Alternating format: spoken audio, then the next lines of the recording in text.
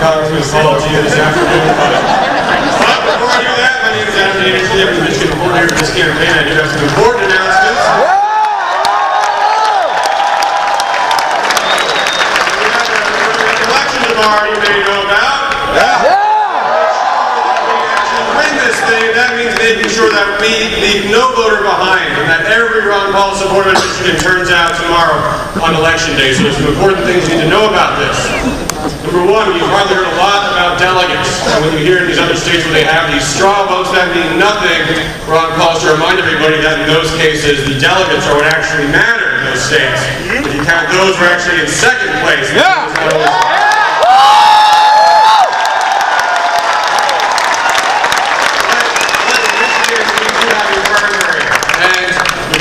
Primary in each district the delegates are going to be bound by the result of that. So we actually have to win this primary tomorrow, guys, in as many districts as we can. And that means turning out the vote. Another thing that you may have heard is that Michigan's a closed primary. That's certainly how it was announced when the Republicans decided upon it. But guess what? That was not true. It's an open primary. And if you are registered to vote in Michigan, no matter what, you can vote in the primary tomorrow.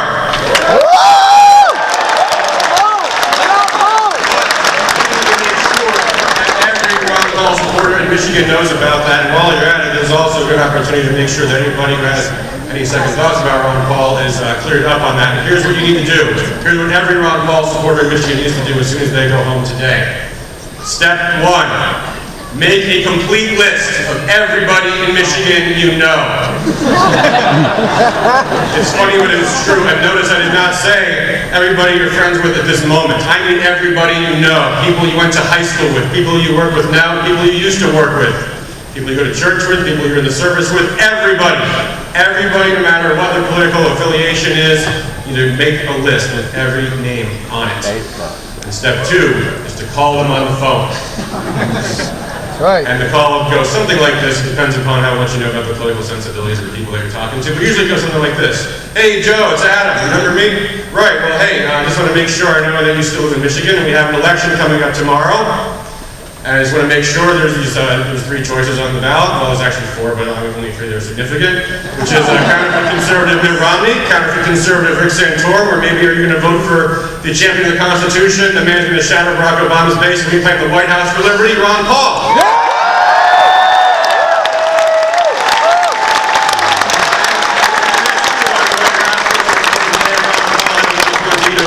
Obama, whereas Mitt Romney and Rick Santorum were down 10 to 7, actually 7 to 10 respectively. So, yes, actually that is the fact. Ron Paul is the electable one in the field right now.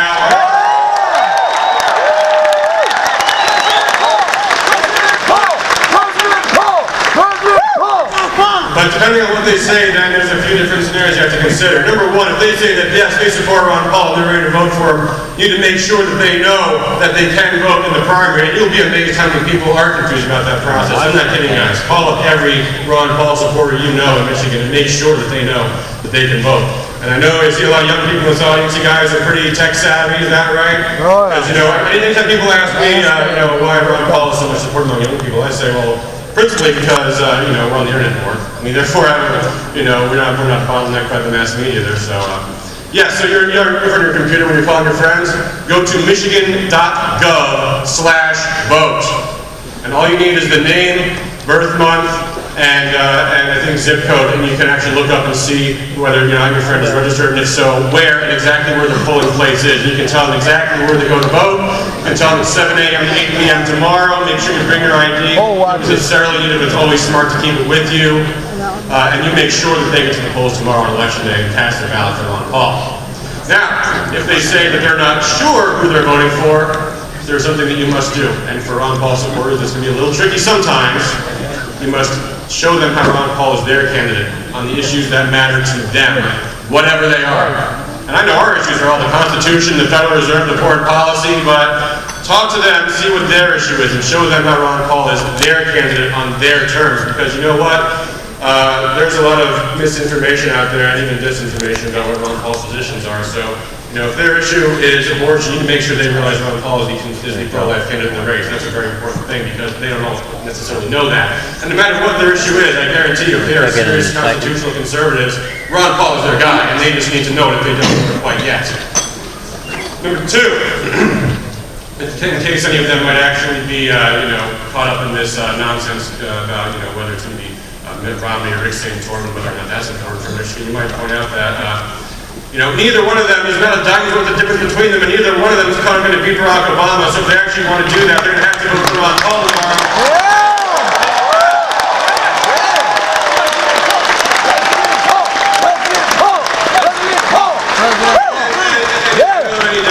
Who say they want to vote for Santorum just for the sake of political mischief, remind them, please, that a vote for Rick Santorum is a vote for Rick Santorum. And be careful what you wish for, ladies and gentlemen. Okay, now, in all seriousness, I want to introduce our next speaker tonight. He's going to introduce Dr. Paul. And this is our fourth event in Michigan of 5. The closing act is going to be tonight in Dearborn. But at each of these events, we've had kind of a theme going here. So 2 days ago at Central Michigan University, we had soldiers, airmen, and sailors for Ron Paul, reminding Michigan that Ron Paul is the candidate that our troops support almost unanimously within the last quarter donations for Ron Paul coming, of course, mostly from U.S. Army, Navy, and Air Force, the top 3 employers of our donors. Yeah!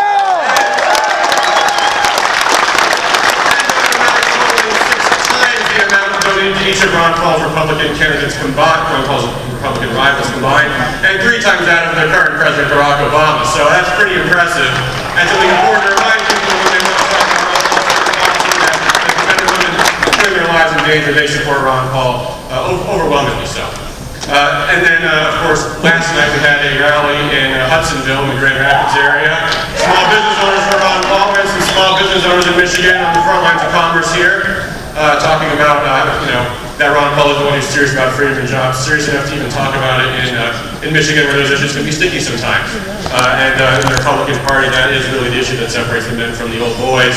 The question of whether or not workers have the right to decide whether or not they want to join a union as a condition of employment. So that's a pretty important thing. I want to remind conservatives in Michigan about that one.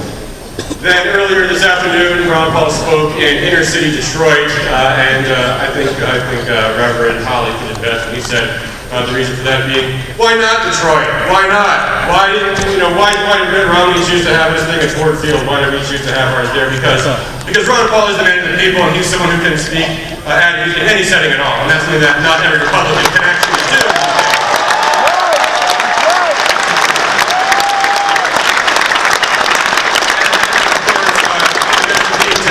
We're celebrating right here. It's pretty obvious. It's you guys. It's you for Ron Paul. How on earth do any Republicans in Michigan think they're going to beat Barack Obama without the support of you guys? How do they even imagine doing that? I can't even do it.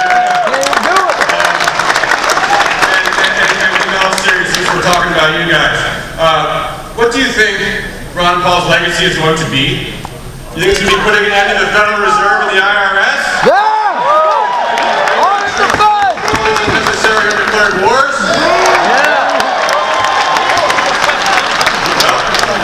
This is a little difficult for me because I don't fully agree with that.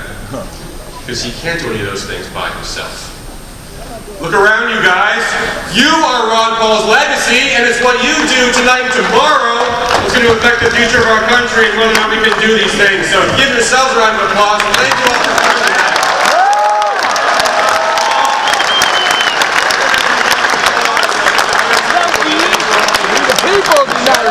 Paul at Michigan State University. His name is Ethan Davis, and he let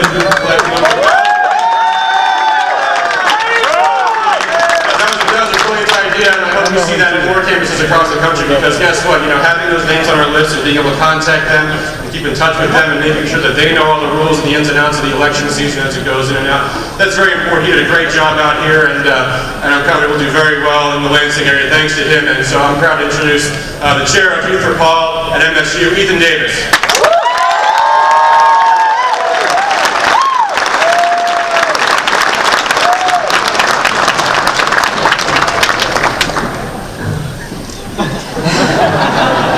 It was in 2007, when I was browsing YouTube, that I first heard about a hero. It was from listening to him that day, that I opened my mind to politics and philosophy for the first time.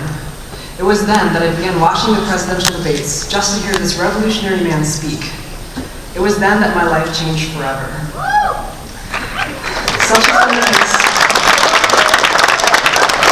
has been the case with many young people. It's often asked why it is that the youth love this man. Unlike our parents who get their news from television and newspapers, we're on the internet more, and with a broader variety of sources, we're more informed. We see right through the other candidates. We see this man's record. We see that while in Congress, he's never voted to raise taxes. He's never voted for an unbalanced budget. We see that he has sided with freedom every time on every issue.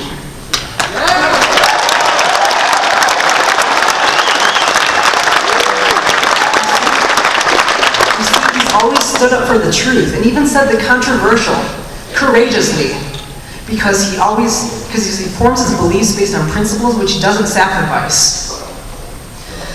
We see that he's the only candidate who predicted the financial crisis.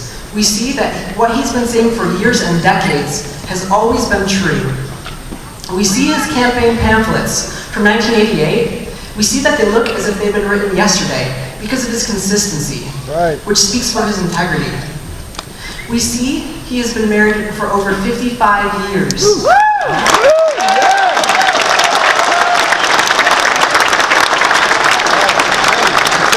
55 years, he has 19 grandchildren, 5 great-grandchildren. We see he's a family man with virtue and strong values. We see how he conducts himself in the debates. We see that although he's always been right, he is the most humble man in the race for the presidency.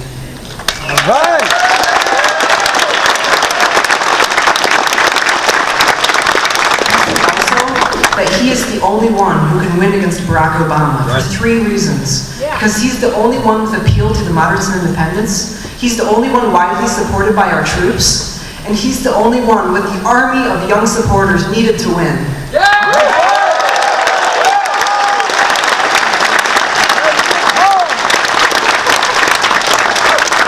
Finally, we see that he's an honest and trustworthy man whose message of liberty is winning the hearts and minds of millions. It's my honor today to introduce this man who's changed my life. Please help me in welcoming him, Dr. Congressman and Presidential Candidate Ron Paul.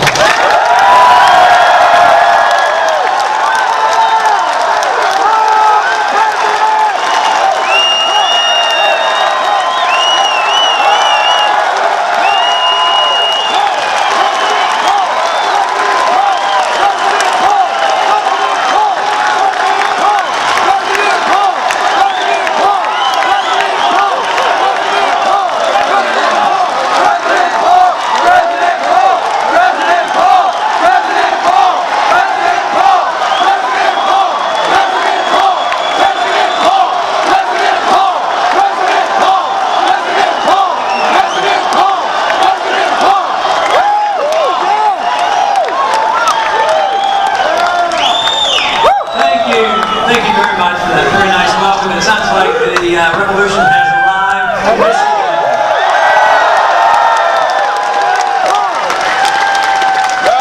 want to thank Ethan for giving me that nice introduction and for all his hard work for the students for Ron Paul, and I appreciate that very much. I appreciate the numbers that have come out. He said we could get a couple hundred. Yeah, but look.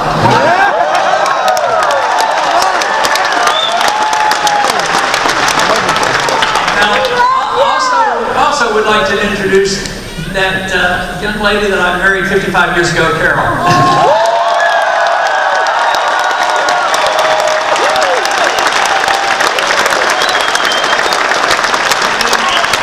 One of our grandchildren, this is Linda, and the companies, that's all I'm doing.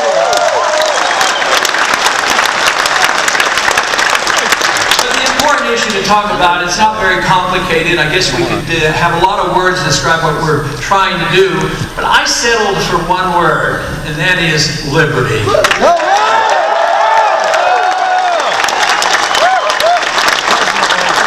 we come around to understand where liberty comes from and what the responsibility of government is, I think that will result in the best chance of having peace and prosperity throughout the world.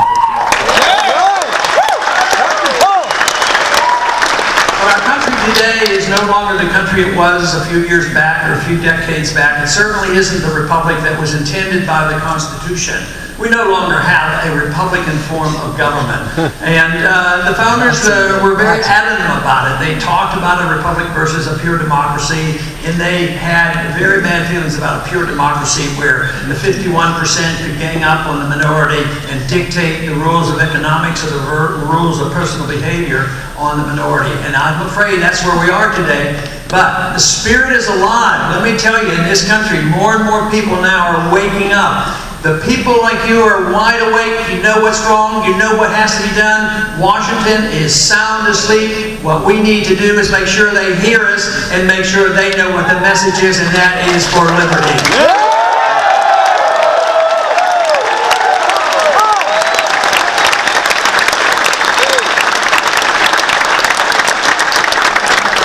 Approximately 100 years ago, we embarked on a different direction. We virtually gave up on the Constitution, and it's been whittled away constantly ever since. And even in the last few years, it's gotten much worse. In spite of the people waking up and wanting something different, we still have a job cut out for ourselves, because Washington isn't hearing us, and they have not changed. But we will make a difference. We will make sure they hear this message. Yeah.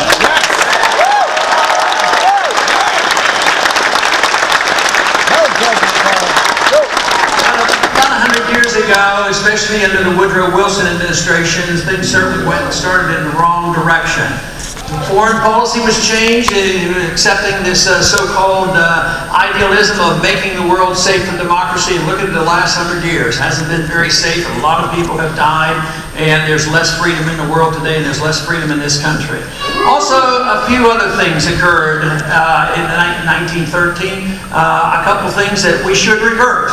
One, for instance, is the 16th Amendment. I'd like to reverse it. I'd like to repeal it.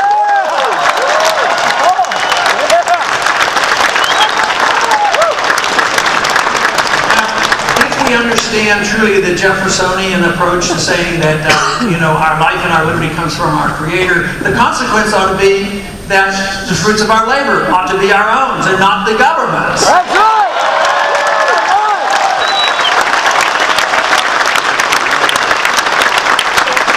And also there was one other item that they passed in 1913, and every once in a while I mention, and that was the passage of the Federal Reserve Act. I'd like to repeal that.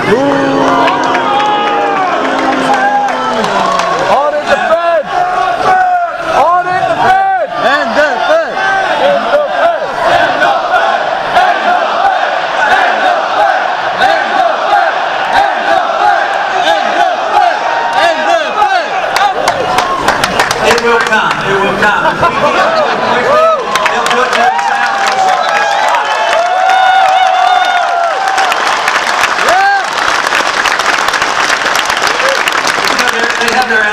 Coming up, it'll be 100 years old next year. So I think for the 100th anniversary, what we ought to do is repeal the Federal Reserve Act.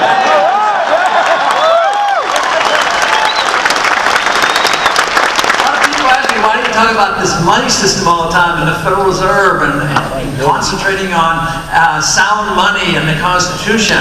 Isn't that so old-fashioned? Well, the founders knew something about this. They suffered through the inflation of the continental dollar. There was total destruction of the continental money. And therefore, they didn't want it to happen to us. They wanted to protect us. So they put in the Constitution only gold and silver could be legal tender, and that you could not print paper money, and that you don't have authority to start a central bank. So we've sort of violated that a bit. They didn't amend the Constitution, they just totally ignore it. We now today have a unit of account called a Federal Reserve note, and they sometimes refer to it as a dollar. But if you ask them, define a dollar, they have no idea how to define a dollar. They say, well, it means it's a Federal Reserve note. So they're trying to protect the value of something they don't even know what it is, and they can't even define it. Then they wonder why they have a mess in Washington and around the world. The dollar and the money issue is so important because it's 1/2 of everything we transact. Whether you're measuring wages or prices or incomes or interest rates, it's all measured by this dollar that you can't define. And then they wonder how we got into this mess. But the whole problem, starting in 1913, was to establish a growth path for big government. You know, whether it was the income tax. Unfortunately, Jefferson lost the argument at the beginning of our country when he argued we shouldn't even be able to borrow. We've been able to borrow all this time. So they also then said, well, taxes are limited because the people will rebel. The market limits borrowing because the interest rates will go too high. So that's why we had to have a central bank, because if we come up short, the federal government can always take their bills and their debt and send it to the Federal Reserve, and the Federal Reserve just prints the money. It sounds good, sounds like a good thing, especially if it works, and it worked for a while. It works for a while until the country gets too much in debt. And even 20, 30 years ago, the debt wasn't that outrageous. But we were a creditor nation. We were on the positive side, even during the Depression. Today, we are the biggest debtor nation in the history of the world. And they think the solution is spend more money and print more money. It's virtual insanity to think you can get out of trouble by doing the mistakes that have brought on the trouble. That's why we have to think about monetary policy, listen to the founders, and say, take away the power of the government and the Federal Reserve to create money out of thin air to finance wars.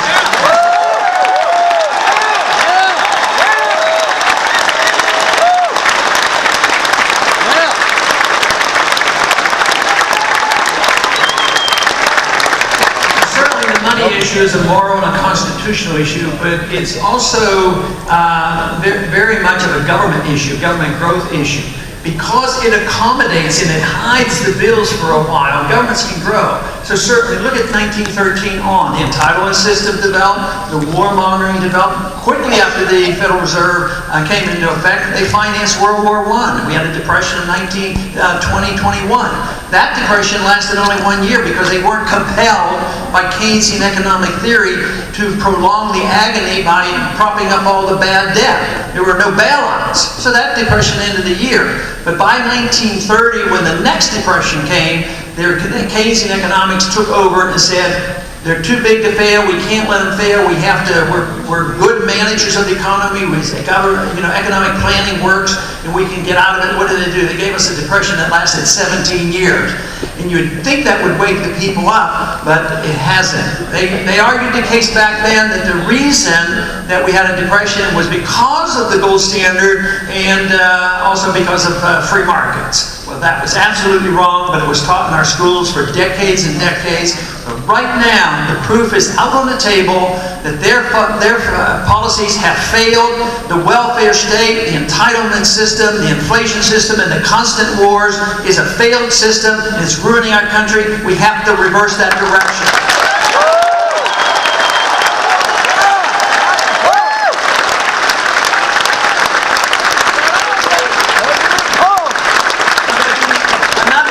Little thing that could have been done if we had only been able to send men and women to Washington that understood the Constitution and promised and lived up to their promises and obeyed the Constitution, we would not have the problems that we have today. Now, if that was the cause of our problem, why wouldn't the solution be make sure we send nobody to Washington, House, Senate, or the presidency that doesn't understand the Constitution, and you believe them when they make a promise that they will obey the Constitution?